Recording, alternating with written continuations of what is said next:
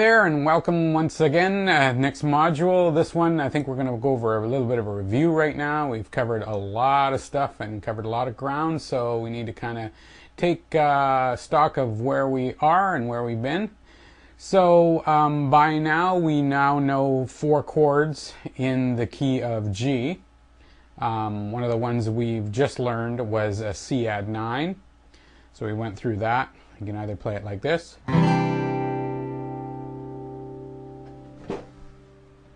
Come up close on that one. You can either play it like this. Or you can tuck your baby finger underneath, play it like that. Very similar to the G that we've been playing, like that. Or like that. Same thing. The other thing we learned about the C add 9 is that you need to deaden the open E. And so we've done that either with this finger here, spilling over and killing it like that, or using our thumb over the top to deaden the string, or both. So that's how we've done that. We also learned a D, and one thing we learned about the D is that it does have a pivoting finger off of the either C add 9 or the G, and that is this one here. The main difference is that when you pivot with this, you pivot with the fingers changing, but the pivoting finger that stays the same actually curls up, and then those 2 fingers hammer down to give you your D. So just remember that. There's your G. And if we go to D, it curls up automatically. Same thing with a C add 9.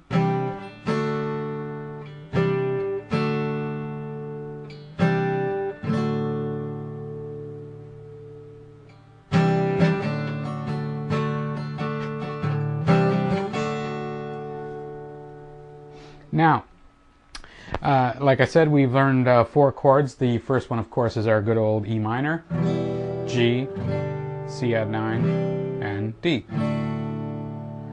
We've also learned about common forms, and the fact that even with a G there's a common form, and when you go from a G of this fingering to C add 9,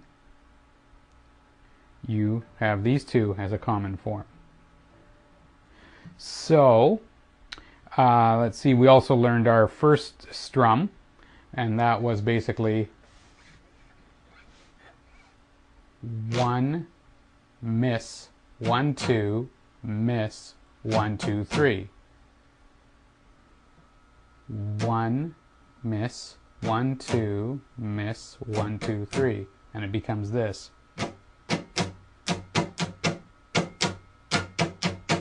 So we've learned that.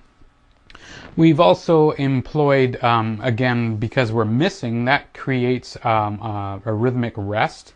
And we talked about that, the fact that in order to get a feel for some sort of rhythm or groove that you're trying to create, you can't just use eighth notes,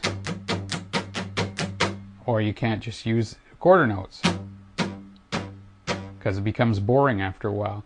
So you have to either insert a miss, like this,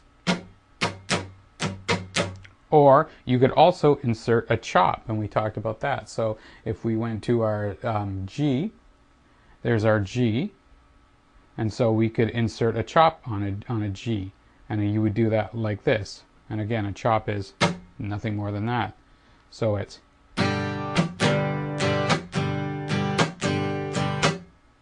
so that's how we do a chop. We also went over the musical alphabet and how it goes from A to G, and then after G it repeats again. So it continues on from G to A to B and so on. And how there are holes in between certain notes. So basically the best way to remember that is there's holes between every note, every letter, except B and C are stuck together and E and F are stuck together. We also talked about movable power chords on this the 6-string root. So you've got your low your low note is on your 6th string, so that's called a 6th string root, and then your next note is the next string up, the 5th string, 2 frets higher, and how it's movable.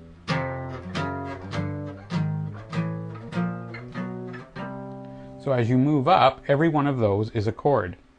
We also talked about a full power chord, and what we're doing with a full power chord is we're introducing an extra note. And what's that extra note? Well, we talked about this with the E minor. That extra note, there's a simple power chord, and that extra note is up here. Now what's interesting about this extra note is if you look where it is in comparison to the first note that you hit, and 2 frets higher. Well, we know that these are tuned to 5, and these are tuned to 5, so this is 5 frets difference.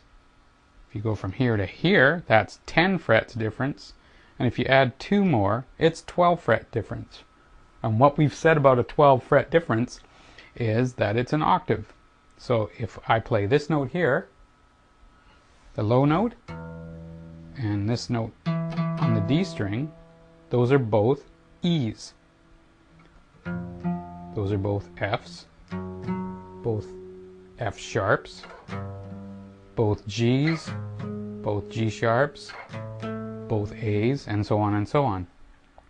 So I think that's it for the review for now, but keep in mind as we move on to the next module what we just talked about with octaves, because we're going to show you how to learn all the notes of the entire fretboard, and all you have to do is start off knowing all the notes on the low E string and the low A string. And by knowing all those notes, which is basically just straight up here, you'll know all the rest of the notes on the remaining 4 strings. So we'll get to that in the next module.